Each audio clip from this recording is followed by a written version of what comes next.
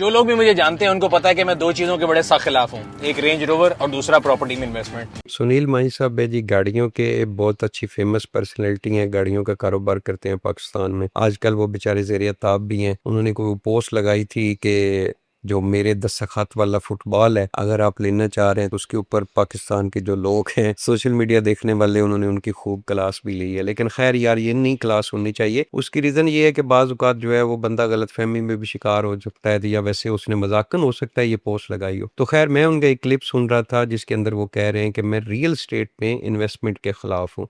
सुनील मंच भाई की जो ये बात है, ये कुछ हद तक ठीक भी हो सकती है। पिछले 4-5 साल के अंदर बहुत लोगों को नुकसान भी हुआ है, लेकिन ऐसी बात नहीं है। रियल स्टेट पाकिस्तान में और कोई ऑप्शन नहीं है। गाड़ियां जो हैं उनकी जैसे डिमांड और सप्लाई के ऊपर डिपेंड करता है, इसी तरह रियल स्टेट सेक्टर के अंदर भी जो प्रॉपर्टी होती है वो डिमांड और सप्लाई के ऊपर ही चलती है। इस वक्त पाकिस्तान में जो तैयार यूनिट है उनकी बहुत ज्यादा नीड है, और तैयार यूनिट के अंदर अगर आप इन्वेस्टमेंट करते हैं तो आपको नुकसान नहीं है। तो मैं हमेशा कहता हूँ वो लोग जो आपको नथिया गली, मरी और यहाँ पे रिजॉर्ट लेते हैं वो बहुत ही अमीर लोग होते हैं, बिकॉज आम आदमी के लिए सेंस नहीं बनती।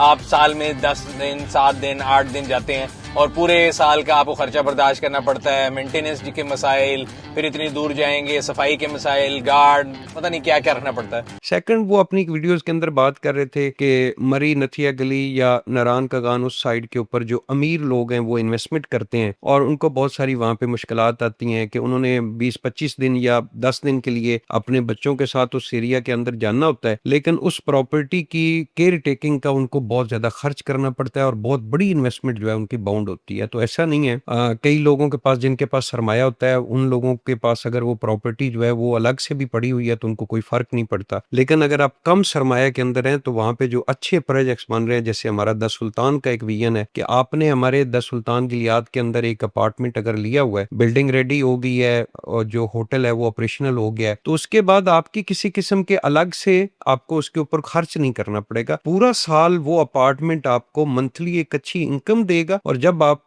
बच्चों के साथ रहना चाहें तो 10-15 दिन के लिए आप उसके अंदर फ्री स्टे करेंगे, क्योंकि आप उस अपार्टमेंट के ओनर है। तो आपको बजाय आपका नुकसान होने के मंथली आपके खर्च हो रहे हैं, जैसे वो कह रहे थे कि वहां पे सिक्योरिटी गार्ड रखना पड़ता है, उसकी मेंटेनेंस करनी पड़ती है, ये सारी चीजें के बजाय वो अपार्टमेंट आपको मंथली प्रॉफिट भी देगा और आप छुट्टियां जो है वो फ्री भी रहेंगे। तो ये एक अच्छी इन्वेस्टमेंट है।